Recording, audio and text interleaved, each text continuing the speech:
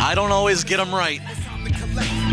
But when I do get them right, I drank Dos Equis. Wait a minute. That's the wrong script. I don't always get them right. But when I do get them right, I get them big.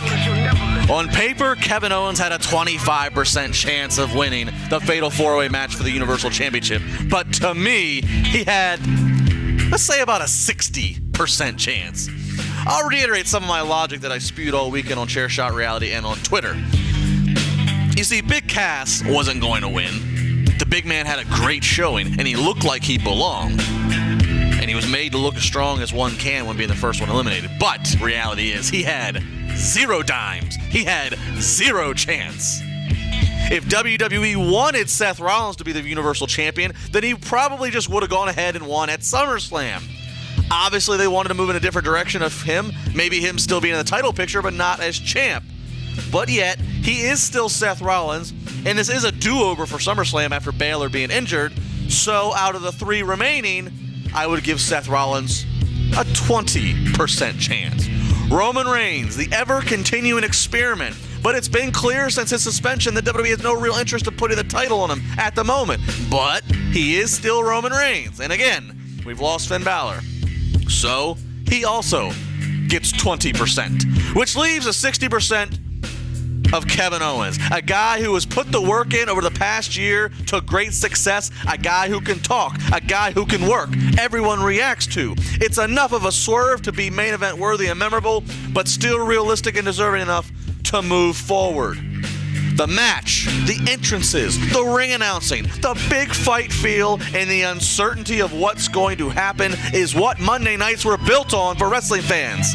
Today, we spell superstar K.O. I have really no complaints about the match. I enjoyed it. I enjoyed Owens' win, and I watched it back this morning to same excitement and interest. Triple H just turned Rollins babyface. That's fine with me. Balor's gone. WWE's lacking top babyfaces. Plus, Triple H versus Rollins, long awaited, it still needs to happen. However, Triple H screws Rollins, allows Owens to win. So yeah, Owens got some help for the win. It's a dirty win. But is there any heat on Kevin Owens? Or is all the heat on Triple H? I tend to think it's all on Triple H, and, well, he'll make a great heel opposite of the emerging babyface in Rollins, but Owens is still on the heel side of the fence. No matter how you want to look at it, he's still the heel, despite being very much appreciated. Yes, he can make a great babyface in the future if WWE chooses to let him embrace the cheers, but for now, the boss, or one of the bosses at Triple H, Kevin Owens, is that boss's boy. He's Triple H's new guy. We got to make sure the heat and attention still gets on KO. There's my one concern. Oh, wow. How can you can't just be happy? Why do you always going to be bitching? Not true. Who are you thinking of? Here's the guy that's usually branded as the guy who likes everything. So which is it? Do I like everything or do I hate everything?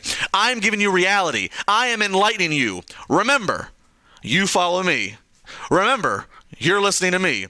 Remember, the shirt says, "In Labar we trust," not the other way around. Buy the shirt, everything I know and get right, you can do the same, or at least appear so.